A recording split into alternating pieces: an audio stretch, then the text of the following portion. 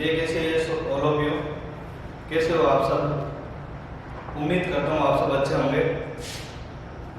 देखो ये जो कोरोना वायरस है इसमें दिनों दिन तेजी से वृद्धि हो रही है, ज़्यादा फैल रहा है। इस महामारी को देखते हुए राजेंद्र सर ने आपके लिए जो ऑनलाइन कोर्स, ऑनलाइन क्लासेज जो शुरू की है, आप घर बैठे उसका पूरा फायदा उठाइए। देखो मैंने कल जो आपको एक टॉपिक पढ़ाया था वर्ण विचार, उम्मीद है आपको समझ में आया होगा अच्छे से। और यदि उसमें कोई भी प्रॉब्लम आ रही है या किसी भी प्रकार का कोई क्वेश्चन पूछना हो तो आप उसको कमेंट बॉक्स में जरूर लिखें।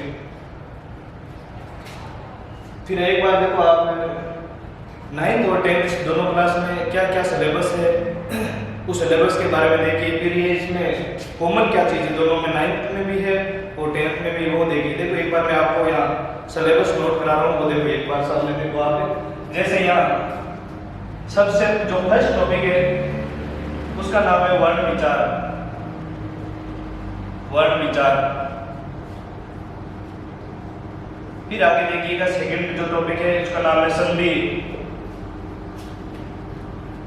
और ये समास, संधि है, समास। फिर उपसर्ग है,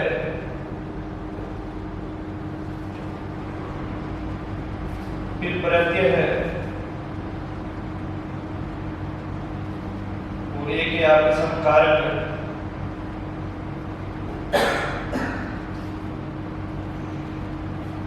कारक है समय लेखन,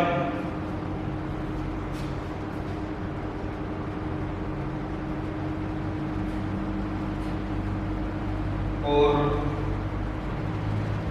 वाच्य परिवर्तन।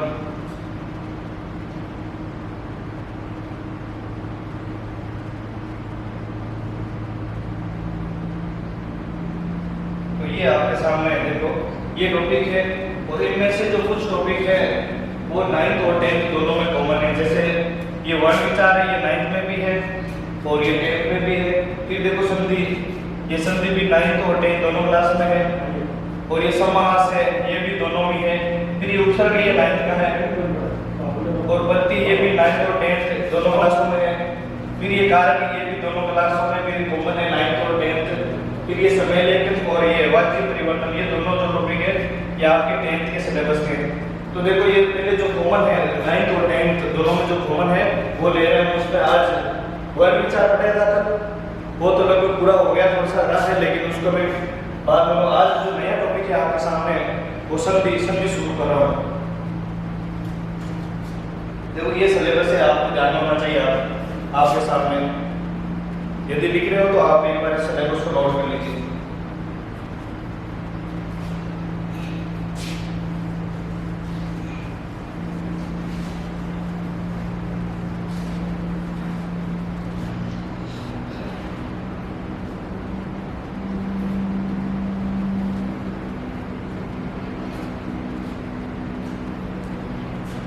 अब देखो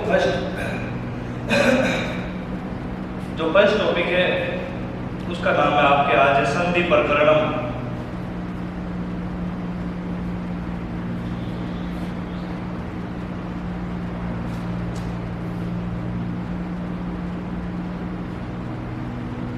देखो संधि प्रकरणम आप शुरू से ही कक्षा 6th है लेकर शुरू 5th 6th 7th सभी कक्षाओं में पढ़ते आ रहे हो आप। संधि जानते हो अच्छे से क्या होती है संधि। देखो संधि क्या होती है, इसमें वर्णों का जो मेल होता है, 2 या 2 से अधिक जो वर्ण मिलेंगे आपस में, उस वर्णों के मेल को ही संधि कहते हैं। और वर्ण क्या होता है उसके बारे में मैंने कल आपको अच्छे से बताया, वर्ण क्या होता है। अब देखो संधि क्या होती है संस्कृत के अनुसार, इसकी 2-3 परिभाषा है संस्कृत में। फर्स्ट जो परिभाषा है वो मैं यहाँ लिख रहा हूँ, देखिए संधि क्या होती है। तो ये फर्स्ट परिभाषा है वर्ण संधानम संधि। वर्ण संधानम संधि। वर्ण संधानम संधि, ये फर्स्ट संस्कृत की परिभाषा है, वर्ण संधानम संधि। इसका अर्थ होता है जो वर्ण है उसमें संधान होगा। संधान का होता है मिलना, 2 या 2 से अधिक वर्णों के परस्पर मेल को संधान का होता है मेल। अर्थात दो या दो से अधिक वर्णों के परस्पर मेल को संधि कहते हैं। एक परिभाषा और है, देखिए संस्कृत में एक परिभाषा और है, वो भी आप देख लीजिए। ये महर्षि पाणिनि के द्वारा दी गई है। महर्षि पाणिनि संस्कृत में उन्होंने संधि की क्या परिभाषा दी वो भी देखिए, एक बार देखिए। पर है सन्निकर्ष है संहिता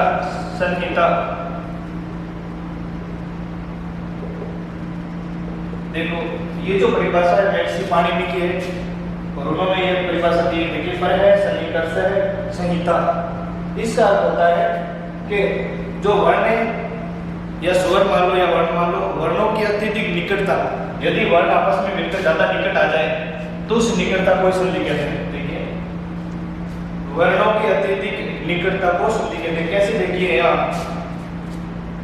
जैसे इति प्लस आदि, यहाँ देखिए, देखो ये इसमें ती में ई है और ये फिर आ रहा है, सामने आ रहा है, तो ये ई और आ ये दोनों स्वर हैं और इन दोनों में निकटता है।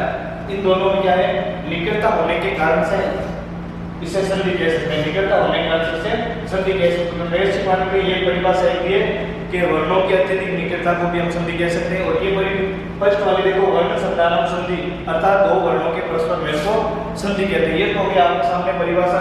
अब देखो संधि के कितने भेद होते हैं। संधि है वो संधि के भेद, एक बार लिखना नहीं, बिल्कुल ध्यान से सुनिएगा। संधि के भेद,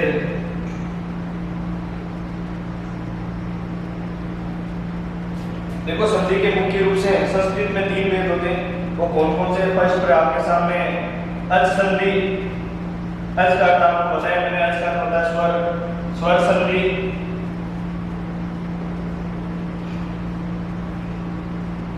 और सेकंड जो संधि है उसे बोलते हैं हल संधि। हल जिसे हिंदी में बोलते हैं व्यंजन संधि, व्यंजन संधि। और थर्ड पे जो संधि है आपके सामने उसका नाम है विसर्ग संधि, विसर्ग संधि। इसको हिंदी में भी विसर्ग और संस्कृत में भी विसर्ग संधि कहते हैं। इसका कोई अन्य नाम नहीं है। तो ये होता है, आपको होता है विसर्ग। और हल का अर्थ आप जानते हो, हल का अर्थ होता है आधा अक्षर, हल का अर्थ होता है आधा अक्षर, हल इसका अर्थ होता है आधा अक्षर। जैसे ये क मान लीजिए या क मान लीजिए, जो भी आधे अक्षर में आ रहे हैं उसे हम व्यंजन कहेंगे। तो देखो परिभाषा हो गई वर्ण संधानम संधि, अर्थात दो वर्णों के परस्पर मेल को संधि कहते हैं। और एक महर्षि पाणिनि, उन्होंने एक परिभाषा दी है सन्निकर्ष संहिता, अर्थात जो वर्णों की अत्यधिक निकटता है उस निकटता को संधि कहते हैं। अब देखिए संधि के भेद, संधि के 3 भेद होते हैं, अच संधि, हल संधि और विसर्ग संधि। और अच संधि को स्वर, हिंदी में स्वर संधि, और हल संधि को व्यंजन संधि कहते हैं। अब देखो एक बार लिखना आपको साथ साथ, तो एक ही परिभाषा बोलते हैं, ये बेटा एक बार हिंदी में भी साथ साथ लिखा रहा हूँ, आपको लिखना भी है। देखो वर्ण संधानम संधि, अब एक परिभाषा थोड़ी सी का हाई लेवल पर पढ़ रहे हो इसलिए जो परिभाषा है दूसरी परिभाषा लिख देखो। दो वर्णों के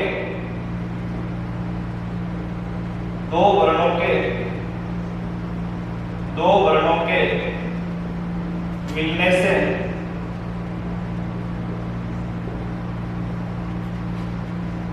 से जो विकार उत्पन्न होता है, विकार उत्पन्न होता है,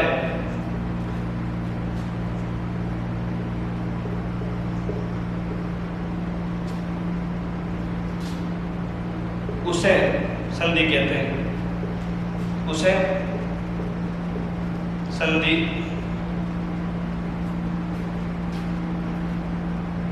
कहते हैं।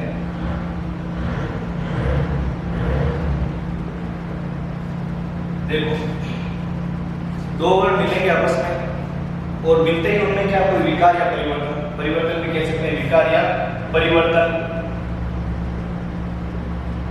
देखो एक परिभाषा ये भी है, यदि जैसे दो वर्ण मिल रहे हैं उसमें कोई विकार या परिवर्तन आ रहा है, विकार या परिवर्तन आ रहा है तो ही उसे संधि कहेंगे, अन्यथा संधि नहीं कहेंगे। देखो कैसे विकार या परिवर्तन, कैसे देखो जैसे एक नाम है, जैसे यहाँ पर सुर प्लस इंद्र, सुर प्लस इंद्र, तो ये देखो अ और ई ये दोनों मिलती है, जो नाम है सुर प्लस इंद्र ये बन जाएगा सुरेंद्र, सुरेंद्र बन जाएगा।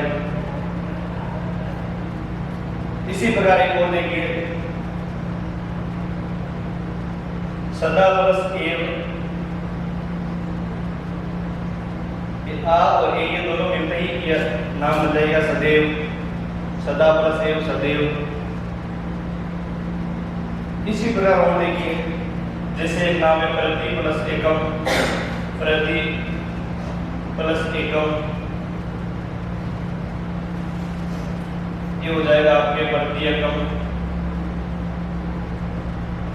अब देखो ये परिभाषा क्या कह रही है, देखो दो वर्ण मिलेंगे तो उनमें विकार या परिवर्तन आएगा तो ही हम उसे संधि कहेंगे। कैसे विकार या परिवर्तन, कैसे, देखो यहाँ आपके सामने इस र है और ये ई है, जैसे ये अ और ई दोनों मिलेंगे तो ये ए बन जाएगा, अ और ई ये बन गए यहाँ पर ए, तो कहने का मतलब इसमें परिवर्तन हो रहा है। देखो जैसे ये अ और ई मिले तो ये नाम बन गया सुरेंद्र, इस प्रकार इसमें ए बन गया, इसमें भी देखिए और यहाँ पर आ है, इस दा में आ की मात्रा है और ये फिर ए आ रहा है, देखिए आ और ए ये दोनों जैसे मिले तो ये दही बन गया सदैव, इसमें ये बन गया। तो कहने का मतलब मेरा ये है कि इनमें परिवर्तन हो रहा है, यदि परिवर्तन हो रहा है तो उसे हम संधि कहेंगे। इसमें भी देख लीजिए यहाँ पर प्रति, इसमें ये आ रहा है और ई के बाद में आगे स्वर आ रहा है, ई के बाद में ए आ रहा है, प्रति प्लस एकम स्वर आ रहा है, तो यहाँ पर ये द का आधा बन ई का है, जो ये बन गया ई का, ये बन गया, ये नाम बन गया प्रति एकम। इसी प्रकार एक और देख लीजिए जैसे जगत प्लस अम्बा, जगत प्लस अम्बा, यहाँ पर बनेगा जगदम्बा,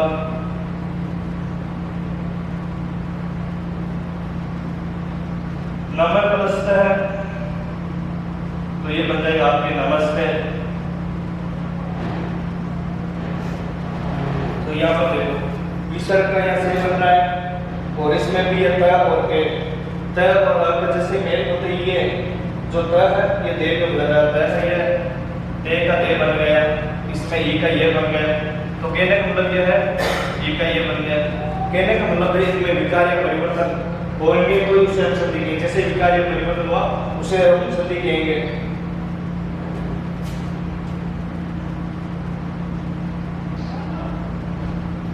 अब देखो यदि परिवर्तन हो रहा है तो उसे हम संधि कहेंगे, यदि उसमें विकार नहीं है तो उसको हम क्या कहेंगे। देखिए यदि विकार या परिवर्तन नहीं हो रहा है तो उसे हम या लिख रहा हूं उसे संयोग कहेंगे, संयोग।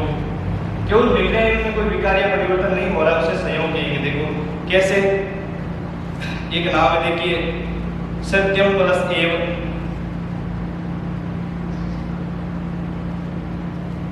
सत्यम प्लस एव, यह वह है आगे ए आ रहा है, तो जैसे ये मिलते ये नाम बन गए आपके सत्यमेव। तो देखो इसे हम संधि नहीं कह सकते क्योंकि यहाँ केवल मिल ही रहे आपस में, क्योंकि ये जैसे में आता है और इस में ए मिल गया है, में ए मिल गया है, तो इसे हम क्या कहेंगे, संयोग कहेंगे, संधि नहीं कहेंगे। संधि कब होगी, जब उसमें कोई विकार या परिवर्तन आएगा। तो यहाँ सत्य प्लस एव सत्यमेव बन गया। इसी प्रकार एक नाम है देखिएगा उद प्लस यानम, तो ये बन जाएगा उद्यानम।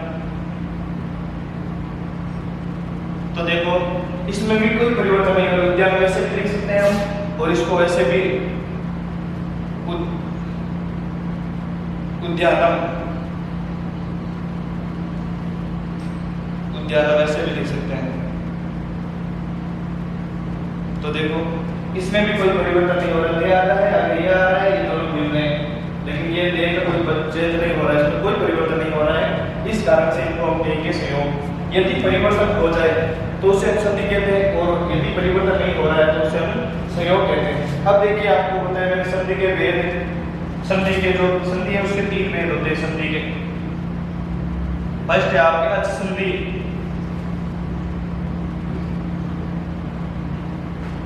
संधि के 3 भेद होते हैं, संधि के 3 भेद होते हैं। तो एक बार संधि के 3 भेद होते हैं। देखो मैं यहाँ लिख रहा हूँ संधि के तीनों भेद।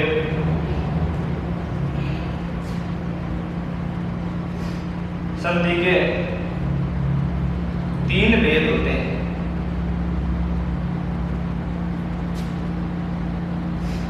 संधि के 3 भेद होते हैं। कौन कौन से? देखिए फर्स्ट पर आप क्या है अच संधि,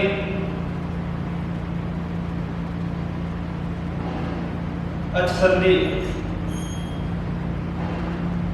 सेकंड पे आप कहते हैं हल संधि, जिसे हिंदी में व्यंजन पहले बता चुका हूँ, हल या व्यंजन को तो आप और लिख सकते हो, इसमें व्यंजन संधि। और थर्ड नंबर की जो संधि है उसका नाम है विसर्ग संधि, विसर्ग संधि। अब देखो इनकी भी मैं यहाँ एक बार परिभाषा बता दूं, यहाँ बता देता हूँ। देखो अच संधि किसे कहेंगे? अच का अर्थ होता है स्वर, अच का अर्थ होता है स्वर, अच यानी स्वर, हिंदी में से स्वर कहेंगे। देखो मैं यही इसकी परिभाषा बता रहा हूँ। देखो स्वर संधि किसे कहेंगे? देखो जब स्वर आपस में 2 स्वरों का मेल हो, स्वरों के सामने स्वरों का ही मेल हो, तो उसे स्वर संधि कहेंगे। क्यों स्वर आएंगे इसमें?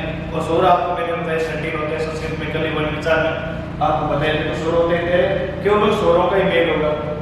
अब देखिए इस जो हल संधि है, इस हल संधि में स्वर या व्यंजन के सामने स्वर या व्यंजन कोई भी आ सकता है। इधर भी जो पहले और है ना स्वर, देखो पद मैंने बताया आपको, पद है 2 पद होते हैं। तो इस और या इस, देखो ये संधि में 2 पद होते हैं। पहले ये एक बार यहाँ देखो संधि में 2 पद होते हैं। यार देखो ये समझना चाहिए, ये देखो लम्बे होते हैं, ये 2 पद है, फर्स्ट ये सेकंड, तो 2 पद है। देखो इस फर्स्ट को इसको पूर्व पद और इसको बोलते हैं उत्तर पद, या पहला पद या दूसरी हो गया दूसरा पद, इस प्रकार भी बोल सकते हैं। और इसको पूर्व पद और उत्तर पद भी बोलते हैं। देखो तो ये संधि इसमें क्या होता है, जो अच संधि उसमें पूर्व पद व उत्तर पद दोनों में और स्वर आएंगे। पूर्व पद और उत्तर पद मतलब पहले और दूसरे दोनों पदों में क्या आएंगे? स्वर आएंगे दोनों और। और जो हल संधि है इसमें, हल संधि में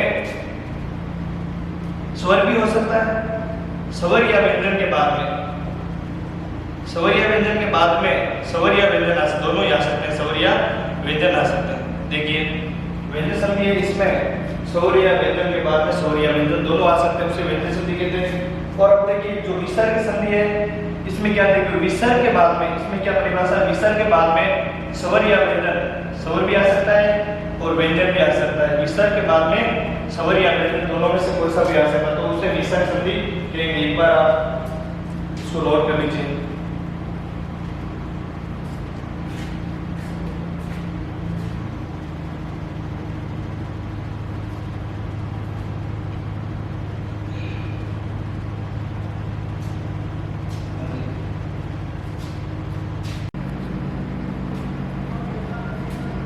तो देखो संधि के भेदों की बात कर रहे हैं, संधि के भेद या प्रकार के बारे में पढ़ रहे थे।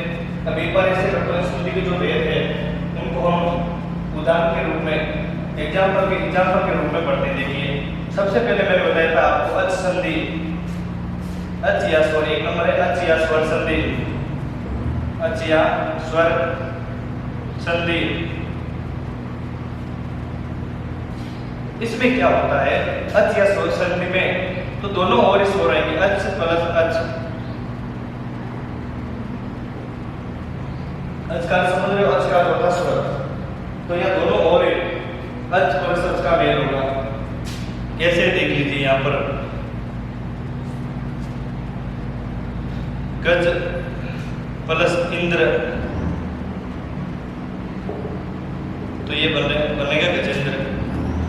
गज प्लस इंद्र, जो इसमें अ है और इसमें ई है, ये दोनों ए बन जाएगा। तो यह कहने का मतलब है यह दोनों और, देखो इसमें ए और इस दोनों और अच और अच, दोनों और अच और अच होंगे इसमें। और सेकंड में जो संधि है उसका नाम है हल संधि, हल, या इसको बोलते हैं व्यंजन संधि, हल या व्यंजन संधि। अब देखो जो व्यंजन संधि है इसमें क्या होता है, अच प्लस हल, या स्वर भी हो सकता है और फिर हल, अच प्लस हल ये हो सकता है। अच का होता है स्वर और हल का होता है व्यंजन। तो ये दोनों कैसे, अच का देखो या एक बार देखना पहले वो देखो, या हल प्लस अच हो सकता है, हल प्लस अच हो सकता है, या फिर अच प्लस हल हो सकता है, या फिर हल प्लस हल हो सकता है। ये इसकी जो परिभाषा इस प्रकार है, देखो व्यंजन के बाद में स्वर आ सकता है या स्वर के बाद में व्यंजन आ सकता है, और यहाँ पर व्यंजन के बाद में व्यंजन आ सकता है। इसकी ये परिभाषा देखो कैसे उदाहरण से समझेंगे। जैसे यहाँ पर एक नाम है जगत प्लस ईश, जगत प्लस ईश, जगत प्लस ईश जगदीश बनेगा। वो नियम में बाद में पढ़ेंगे। देखिए जगत में यहाँ पर तय है, ये क्या है, हल है, आधा अक्षर है थे, और फिर देखो अच, अच का मतलब स्वर, तो ई क्या है, यहाँ पर स्वर है। फिर देखो अच प्लस हल, यहाँ पर देखिए शिव, शिव प्लस छाया, इस शिव में व्यंजन क्या है, अ, तो ये अ, और यहाँ पर देखो तो ये हो गया स्वर, और पीछे आगे क्या आ रहा है, आपके सामने व्यंजन आ रहा है, शिव छाया। इसी प्रकार देखो एक नाम है जगत प्लस नाथ, जगत प्लस नाथ, तो यहाँ व्यंजन और फिर यहाँ भी व्यंजन, दोनों और व्यंजन आ रहे हैं। देखो पहले एक बार सुनो, अच संधि का होता है अच दोनों ओर स्वर होंगे, अच का अर्थ स्वर, या इस संधि में दोनों ओर स्वर होंगे। जैसे मैंने अपने गज प्लस इंद्र गजेंद्र बनेगा, या है और ई है। फिर देखो जो हल संधि है या व्यंजन संधि, उसमें हल प्लस अच दोनों हो सकते हैं, जगत प्लस ई से, या अच प्लस हल दोनों हो सकते हैं, और या हल प्लस हल भी हो सकता है। देखो ये इनके तीनों के उदाहरण है। यहाँ पर देखो ये व्यंजन है और फिर आगे स्वर है, फिर देखो ये स्वर यहाँ आ रहा है, तो ये रहा स्वर यहाँ पर, फिर आगे व्यंजन आ सकता है। देखो फिर यहाँ पर व्यंजन आ रहा, तो ये रहा व्यंजन, और फिर आगे हर व्यंजन और हो सकता, तो ये रहा व्यंजन, दोनों और आ रहा है व्यंजन। थर्ड आपके जो संधि है, थर्ड नंबर की जो संधि है उसका नाम है आपके विसर्ग संधि, विसर्ग संधि। इस संधि की क्या परिभाषा है, देखिए परिभाषा में ऐसी संधि, यदि विसर्ग के बाद में, यदि विसर्ग के बाद में स्वर आ जाए तो भी यही संधि होगी, विसर्ग के बाद में स्वर आ जाए तो भी विसर्ग संधि, और यदि विसर्ग के बाद में व्यंजन आ जाए तो भी स्वर, ये विसर्ग संधि होगी। देखो यदि विसर्ग के बाद में स्वर आ जाए तो भी विसर्ग संधि, और यदि विसर्ग के बाद में व्यंजन आ जाए तो भी विसर्ग संधि। देखिए एक नाम है जैसे अतः प्लस एव, अतः प्लस एव, ये बन रहा है, और या विसर्ग के बाद में व्यंजन भी आ सकता है, मन है प्लस बल, ये रहा। देखो ये तो विसर्ग आगे गया है, ये क्या है, स्वर है, और इसमें देखो ये विसर्ग है, विसर्ग बाद में यह ब आ रहा है, यह ब क्या है, यह व्यंजन। तो कहने का तात्पर्य हुआ विसर्ग संधि की जो परिभाषा है, यदि विसर्ग के बाद में स्वर या व्यंजन इन दोनों में से कोई सा भी आ जाए तो भी विसर्ग संधि होगी। और इसकी जो परिभाषा है, स्वर के बाद में स्वर का मेल होगा, और जो व्यंजन संधि इसमें क्या हो सकता है, व्यंजन के बाद में स्वर आ सकता है, स्वर के बाद में व्यंजन आ सकता है, या दोनों और व्यंजन आ सकते हैं, ये उसकी परिभाषा है। अब हम एक नंबर वाली जो संधि है अच या स्वर संधि, उसका उसके बारे में पढ़ेंगे। एक बार इसको नोट कर लीजिए। हाँ तो देखो आगे अच जो संधि है, फर्स्ट नंबर अच संधि, जिसको हिंदी में स्वर संधि कहते हैं, स्वर संधि। इनको आपने अच्छे से समझ लिया, अब एक बार इनको लिख लीजिए। देखो अच संधि या स्वर संधि क्या होती है, देखो स्वरों के साथ, स्वरों के साथ स्वरों का मेल हो, स्वरों के साथ स्वरों का मेल हो, मेल हो उसे स्वर संधि कहते हैं,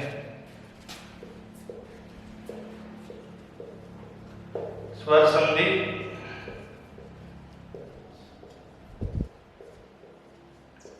देखो कहने का मतलब ये है कि दोनों ओर स्वर होंगे। कैसे? देखो यहाँ पर जैसे एक नाम है उप प्लस इंद्र,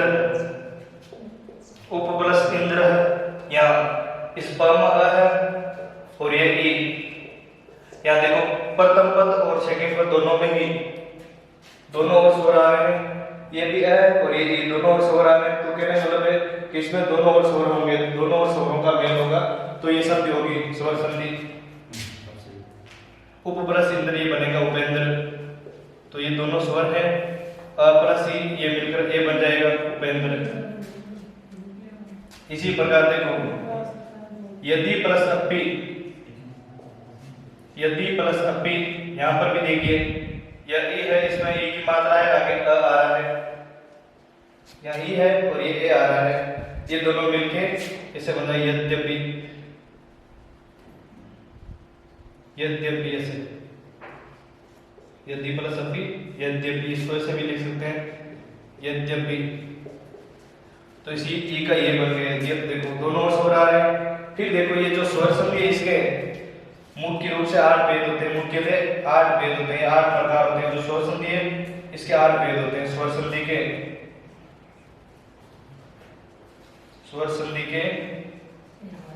8 भेद होते हैं।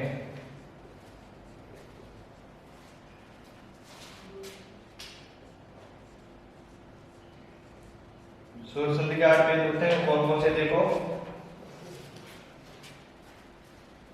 फर्स्ट है आपके सामने यण संधि,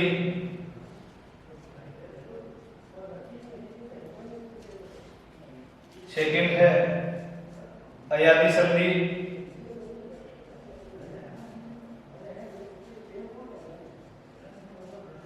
थर्ड नंबर पे है आपके गुण संधि,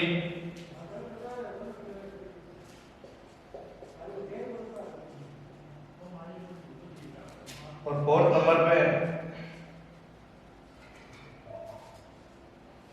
वृद्धि संधि,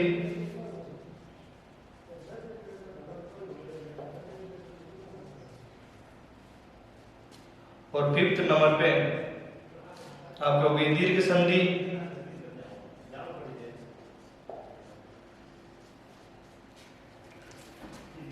ये जो 5 प्रकार है हिंदी में भी होते हैं 5 प्रकार की, और संस्कृत में 3 और होते हैं, मतलब 8 प्रकार की होती है। और हिंदी में जो ये संधि है स्वर संधि ये 5 प्रकार की होती है। यही होते हैं 5 हिंदी में, और संस्कृत में 3 भेद और होते हैं। जैसे ये एक और होता है आपके पर रूप संधि,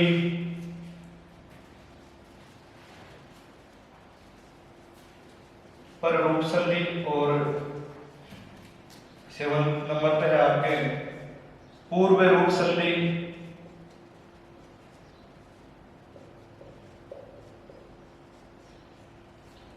और एक और लास्ट है प्रकृति भाव संधि।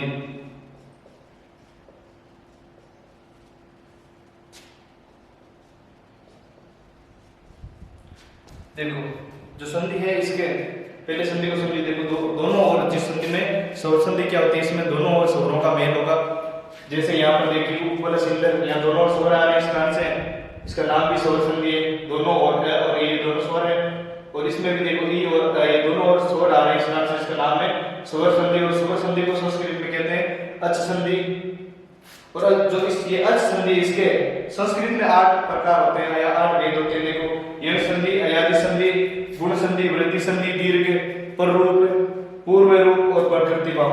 अब देखो जो 10th क्लास या 9th क्लास का जो सिलेबस है उसमें ये 8 ही प्रकार, ये 7 ही प्रकार की है काम में आएगी संधि। ये जो है ये आगे काम आएगी, अभी नहीं है। जो सिलेबस है 9th और 10th का उसमें ये 7 ही प्रकार दिए हुए हैं। तो हम ये जो 7 प्रकार की संधि है ये 7 प्रकार हम पढ़ेंगे। आप इनको एक बार नोट कर लीजिए।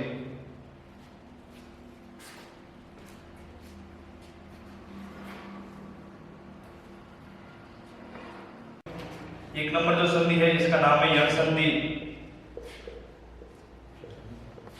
यण संधि, और यण संधि का जो संस्कृत में जो परिभाषा है इसको सूत्र के रूप में, उसमें क्या सूत्र है देखो, इसका जो सूत्र है इसका नाम है इको यणचि। इको यणची, ये इसका सूत्र या इसकी संस्कृत में परिभाषा है इको यणची। अब देखो इसमें दो शब्द है, इसमें एक तो इक है और एक है यण। अभी दोनों का अर्थ देखिए, इक और यण। ये इक है और फिर यहाँ पर आ रहा है यण। देखो इक में कौन कौन से वर्ण होते हैं? इक में ये दोनों ई होते हैं, दोनों ऊ होते हैं, और संस्कृत में री भी दो होते हैं तो दोनों री भी होते हैं इसमें इक में।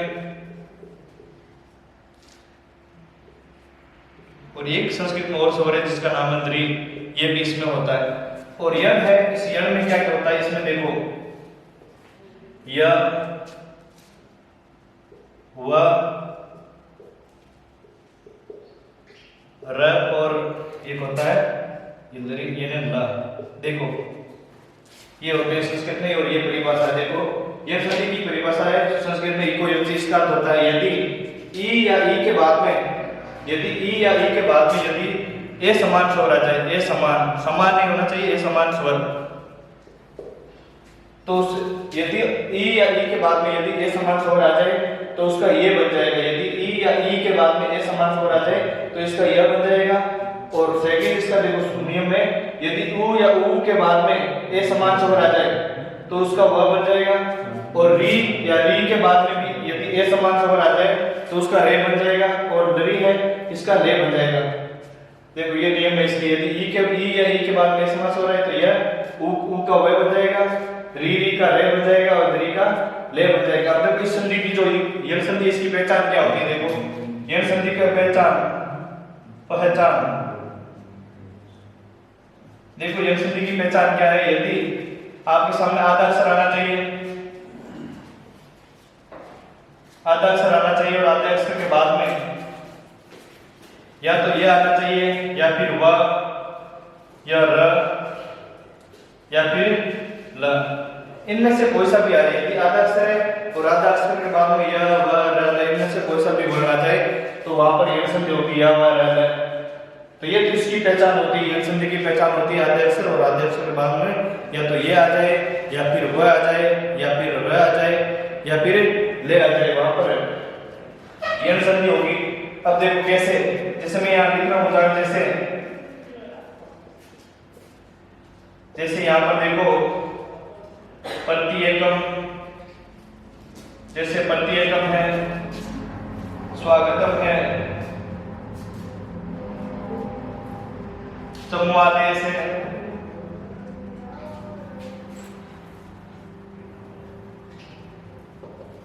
मात्रा क्या है,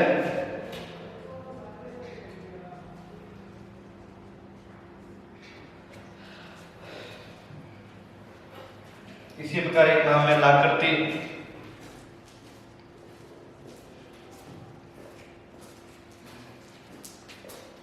एक नाम हो जैसे मधुबरी,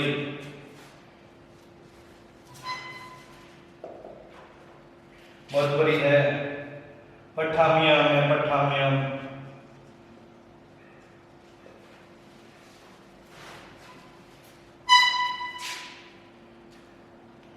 इसी प्रकार प्रत्यर्पण है,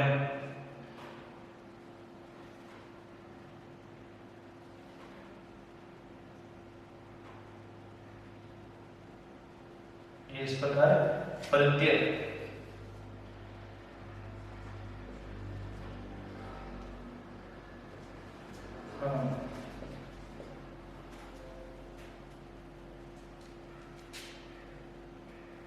सॉरी यहाँ पर आएगा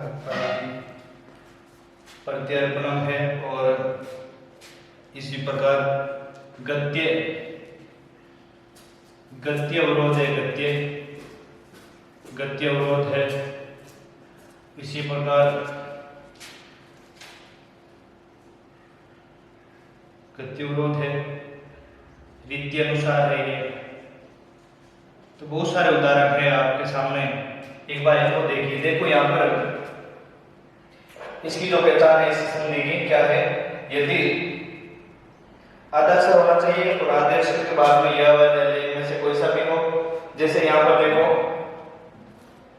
आधे अक्षर के बाद में क्या आना चाहिए? यह। तो यहाँ पर देखो ते आधा अक्षर है और जस्ट बाद में क्या आ रहा है? यह। तो इसमें कौन सी संधि होगी? यण संधि। फिर इसमें भी देख लो, क्या वे आ रहा है और वे से पहले क्या आ रहा है? आधा अक्षर। वे से पहले क्या है? आधा अक्षर। यहाँ पर भी यण संधि होगी। फिर यहाँ देखो, यहाँ पर भी वे है और वे से पहले आधा अक्षर है, इस कारण से यहाँ पर भी है। इसमें देखिएगा मात्रा, या इसमें जो त्र है, ये त्र, ये त और र से बनता है, और र से बनता है, त और रे से बनता है। तो कहने का मतलब ये र है और इस रे से पहले क्या आ रहा है? आधा अक्षर। रे से पहले क्या आ रहा है? आधा अक्षर। इस कारण से इसमें भी हो गई। फिर ये एक उदाहरण है, ये हिंदी में तो ये 3 नियम होते हैं और इसमें ये री, तो यहाँ क्री आ रहा है, इसका बन जाएगा ये ला करते री हो जाएगा, ला करते ये ले आ रहा है इसमें। और फिर देखिए इसमें भी वे से पहले आधा अक्षर आ रहा है। सब में देख लीजिए आप, यहाँ आधा अक्षर, यह रहने से पहले आधा अक्षर आ रहा है, इस कारण से यहाँ पर यम संधि होगी। अब देखो इसको संधि विच्छेद कैसे करते हैं, आप ध्यान से देखिएगा, समझ में आ जाएगा आसानी से। देखो संधि विच्छेद कैसे करना है, तो सबसे पहले हमें क्या करना है? जो भी आधा अक्षर आ रहा है यहाँ पर, उस आधे अक्षर को पूरा लिखना है। सबसे पहले हमें जो भी आधा अक्षर आ रहा है, उस आधे अक्षर को पूरा लिखना है। कैसे लिखना है? देखिए यहाँ पर जैसे मैंने यहाँ पर किया, देखो यहाँ पर सबसे पहले आधा अक्षर क्या है? यहाँ पर ते आ रहा है आधा अक्षर, तो ये ते आधा अक्षर है। और यहाँ पर सबसे पहले हमें क्या करना है? जो भी आधा अक्षर आ रहा है उसको पूरा लिखना है। तो यहाँ पर ये ते है, ये आधा अक्षर है, ये आ रहा है, इसको सबसे पहले हमें क्या करना है? पूरा लिखना है। तो ये मैंने ते को पूरा लिख दिया। फिर देखो आगे क्या आ रहा है? आगे यह आ रहा है।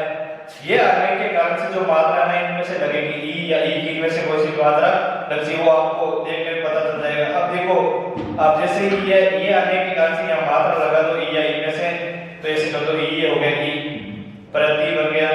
फिर देखो इस ये की क्या बन गई? जो ये था इस ये की तो बन गई मात्रा, और ये क्या बच रहा है? फिर शेष क्या रह रहा है? एकम रह रहा है।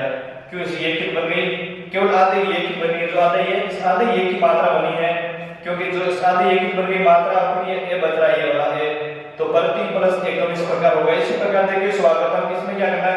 कोई नियम में ध्यान रखना, इस बार वह है और वह आ जाए तो उसका क्या बनेगा? ऊ है। यदि वे आ जाए तो उसका री बन जाएगा, ले आ जाए तो री। तो इसमें क्या आ गया? आधे अक्षर के बाद में वे आ रहा है, तो वही नियम लगाना है। देखो सबसे पहले जो भी आधा अक्षर है उसको आपको पूरा लिखना है। तो आधा अक्षर क्या है इसमें? तो इसमें जो आधा अक्षर है वो अर्सा, तो इसमें से को पूरा लिख दिया, से को पूरा लिखना है। फिर आगे क्या आ रहा है? वे आ रहा है, तो वे आने के कारण इसमें मात्रा किसकी लगानी है? हमें ऊ की मात्रा लगानी है। वे आने के कारण इसमें ऊ की मात्रा लगानी है। तो ये से बन गया सु, सु प्लस लगा दीजिए, सु प्लस। फिर देखो इस वे की तो क्या बन गई? इस वे की मात्रा बन गई, इस वे की मात्रा बच गई। शेष क्या बच रहा है आगे?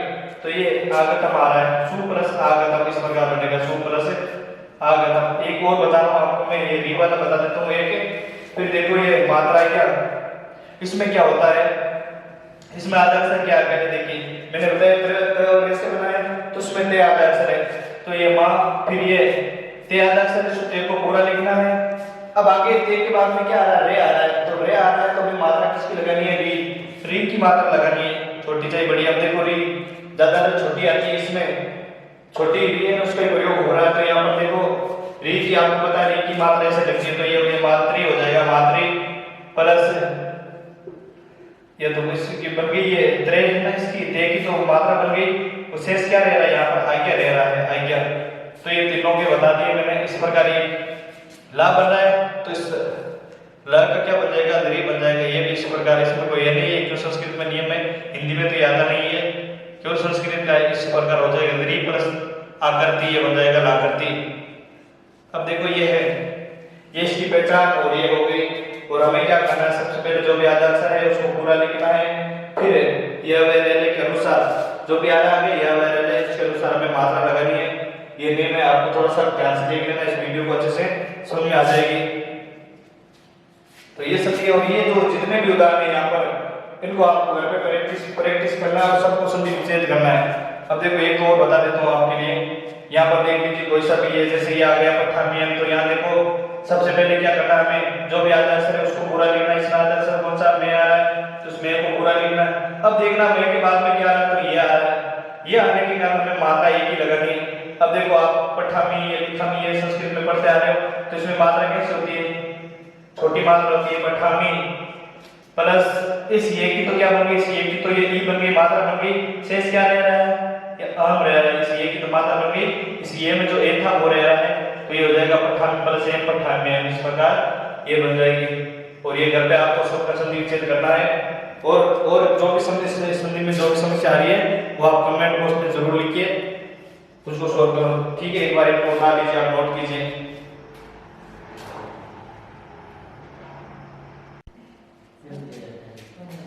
हाँ तो देखो यम संधि हो गई। यम के बाद में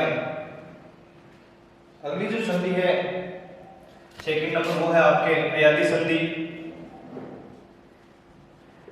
अयाती संधि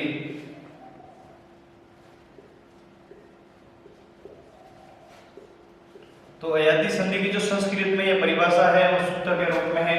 तो देखो यहाँ पर एक सूत्र है, सूत्र उसमें क्या है, यहाँ देखो ये सूत्र क्या है, एचो आई वायाव, एचो आई वायाव, ये इसका सूत्र है, एचो आई वायाव, एचो आई वायाव,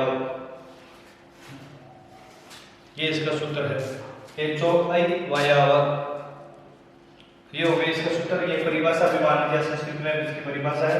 इसका अर्थ क्या होता है, देखो एचो इसमें ये सॉरी ये अ नहीं आएगा, ए आएगा, ये एचो आई वायाव। देखो इसमें क्या होता है, इसमें एक शब्द एज, और एज में आपको पता है कौन कौन से वर्ण आते हैं। महाश्वर सूत्र पढ़ोगे उसमें पता चल जाएगा, पढ़ाए मैंने मेरे, और यदि टाइम मिला तो और महाश्वर सूत्र भी इनके बारे में भी आपको बताऊंगा।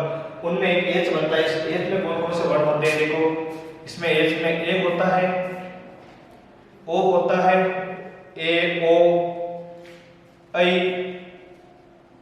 और एक होता है औ आपके, ये इसमें होते हैं ए ओ आई ओ, ए ओ आई और औ, ये होते हैं इसमें एज प्रत्यार में। फिर देखो इनका क्या बनेगा, क्या आदेश होगा इनका, तो इसमें सूत्र में दिया हुआ देखो सामने, ये जो सूत्र है इसमें एक आपको यदि इनको अलग करेंगे ना तो ये आई बनेगा, ये क्या बनेगा यहाँ पर, तो ये बन जाएगा आपके सामने, यहां से देखो ये बन रहा है आई, तो इसका देखो आई बन जाएगा, इसका बन जाएगा आई। फिर ये आगे देखो ये आता है इसमें, फिर ये यहीं पर ही बनेगा, औ बनेगा, यहाँ पर से बन जाएगा औ बनेगा यहाँ पर आई औ। फिर देखो यहाँ पर ये बनेगा आय, तो इसका हमें आय बना देना आय। फिर आगे देखो यहाँ पर ये बन रहा है आव, तो ये बन जाएगा आपके सामने आव। ये हो गई इसकी परिभाषा। देखो परिभाषा क्या हो गई अयाती संधि की, यदि ए ओ आई औ, ए ओ आई औ, इनके बाद में यदि कोई भी असमान स्वर आए, कोई भी असमान स्वर आए तो वहां पर अयाती संधि होगी। देखो कैसे, या ए ओ आई औ के बाद में यदि कोई भी स्वर का मेल हो उसे अयाती संधि कहते हैं। अब देखो कैसे, एक इसकी जो पहचान होती है, पहले पहचान देखो इसकी संधि की पहचान क्या है, कैसे पहचान करोगे इस संधि की, तो इस संधि की पहचान है किसी भी शब्द में, किसी भी शब्द में ऐ या औ की या फिर आय की या फिर आव की ध्वनि, इनमें से कोई सी भी ध्वनि सुनाई देनी चाहिए। देखो कोई भी शब्द या किसी भी शब्द में ऐ या फिर औ या आ या आव की ध्वनि सुनाई देनी चाहिए। आव की ध्वनि सुनाई देती, आव की ध्वनि सुनाई देती, ध्वनि सुनना।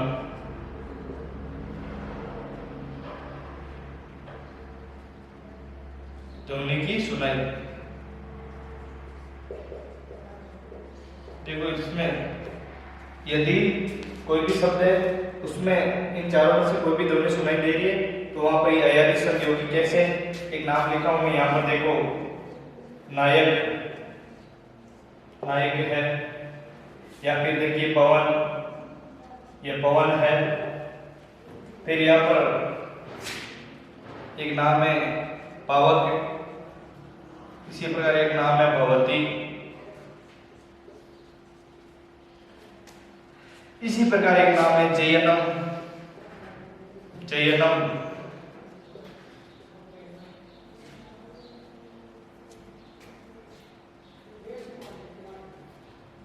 इसी प्रकार नाम है हरिये।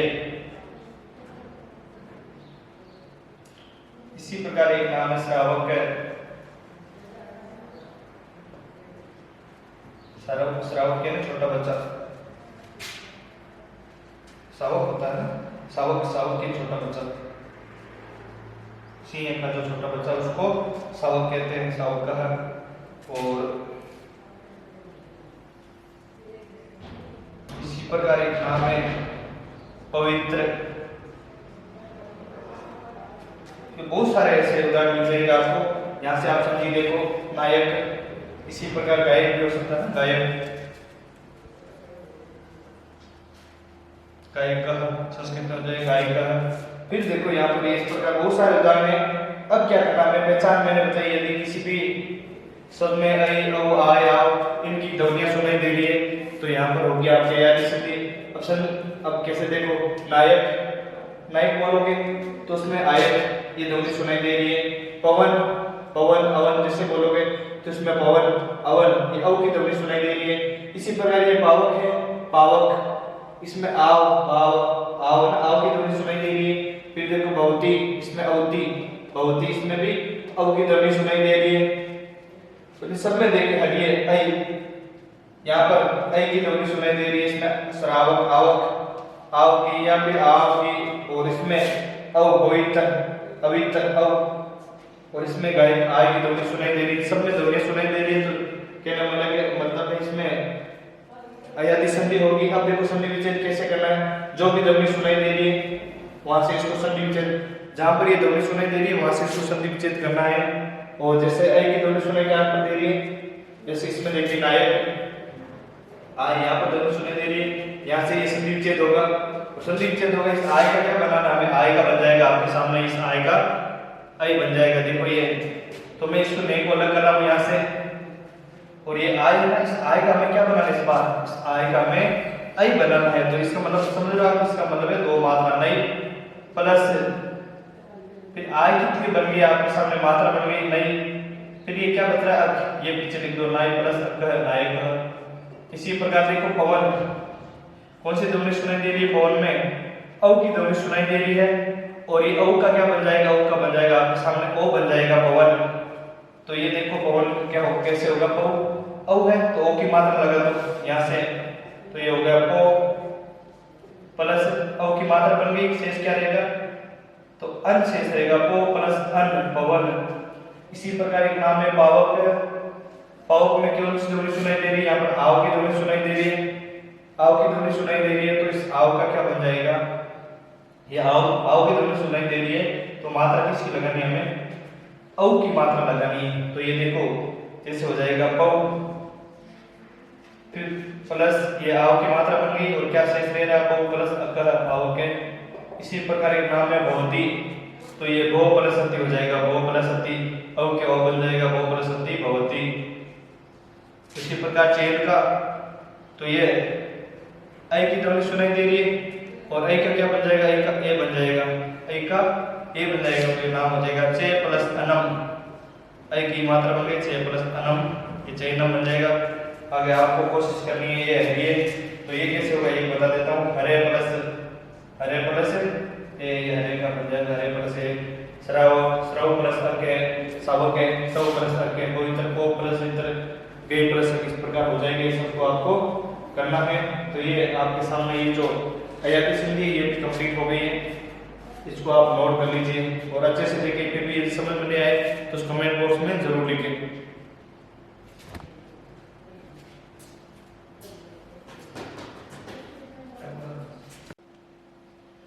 देखो जो आगे अब संधि है 3 नंबर, उसका नाम है गुण संधि। गुण संधि, और इसकी जो संस्कृत में परिभाषा है या सूत्र है वो क्या है, देखिए आद गुण है, आद गुण है, ये इसका सूत्र है संस्कृत में, आद गुण है। गुण आदेश, इसका अर्थ होता है कि गुण, और आद गुण में कौन कौन से गुण होते हैं, देखो ये वैसे नियम के अनुसार पढ़े, देखो नियम से सुन लो। आ बोलेगा होता है, देखो यहाँ पर इस संधि के 4 नियम है आपके सामने। यदि अ या आ के बाद में, यदि अ या आ के बाद में ई या ई आ जाए, ई छोटी हो चाहे बड़ी हो, तो जैसे ये मिलेगा तो ये बन जाएगा आपके सामने, ये बन जाएगा। यदि अ या आ के बाद में ई या ई आ जाए तो ये ए बन जाएगा। सेकंड नियम है इसी संधि का, यदि अ या आ के बाद में, अ या आ के बाद में यदि उ या उ आ जाए, उ या उ आ जाए तो इसका ओ बन जाएगा, ओ बन जाएगा। इसी प्रकार थर्ड नियम है संधि का, यदि अ या आ के बाद में, अ या आ के बाद में यदि री आ जाए, यदि दोनों री में से कोई सा भी है तो ये री या री संस्कृत में दोनों है, लेकिन इसमें एक ही री काम है, छोड़ो एक ही री को रहने दो या फिर रहने दो। यदि आ सकते हैं संस्कृत में ये या के बाद में री या री आ जाए तो ये अर आदेश या अर बन जाएगा। और फोर्थ इसका नियम है, यदि अ या आ के बाद में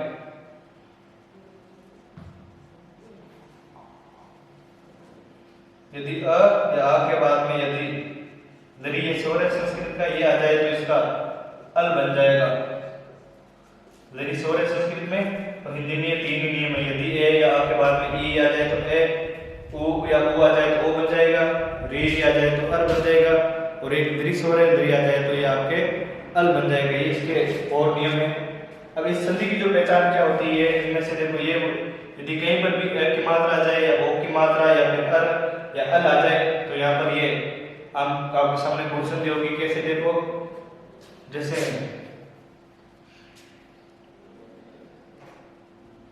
एक नाम है गज प्लस इंद्र, गज प्लस इंद्र, या अ है और ई है। देखो गज प्लस इंद्र है ना, गज प्लस इंद्र, ये तो रहा है और फिर ये ई आ रहा है यहाँ, देखो ये ई, तो ये क्या बनेगा, गजेंद्र, गज प्लस इंद्र गजेंद्र बनेगा संस्कृत में, गज प्लस इंद्र गजेंद्र। और इसकी ये है देखो एक की मात्रा आ रही है इसमें, और इसकी पहचान है यदि ए या ओ की मात्रा गज प्लस इंद्र गजेंद्र। पहले एक एक उदाहरण लेते हैं इसके बाद। इसमें देखो पर शुभकार, पर शुभकार, यहाँ पर या ए है और यहाँ पर उ है, ये ए और उ ये दोनों मिलके क्या बन जाएगा, ओ बन जाएगा। ए और उ ये दोनों मिलके ओ बन जाएगा, ये नाम बन जाएगा परोपकार, ये बन जाएगा परोपकार। फिर देखो आगे ऋषि के एक नाम है, जैसे देव प्लस ऋषि, देव प्लस ऋषि, देव प्लस ऋषि क्या बनेगा, देवर्षि, ये बन जाएगा देवर्षि, देव प्लस ऋषि देवर्षि। आगे देखिए यहाँ पर मम या तौ प्लस लिरिकार, तौ प्लस लिरिकार क्या बनेगा, तो दरी, दरी आ रहा है एक के बाद में, अ या के बाद में यदि दरी आ जाए तो ये अल बन जाएगा, तो यहाँ गम और ये दरी ये दोनों अल बन जाएगा, नाम बनेगा तवलकार है। ये है इस प्रकार देखो चारों के एक उदाहरण है। और देखो गज प्लस इंद्र, यदि ए या ई के बाद में ए या ई का मेल हो तो ए बन जाएगा, यदि ए या आ के बाद में उ या उ आ जाए तो ओ, और इसी प्रकार यदि ए या आ के बाद में री या री आ जाए तो अल, और अ या आ के बाद में री आ जाए तो अल बन जाएगा। देखो सबके और उदाहरण आपको सुनिश्चित करना है।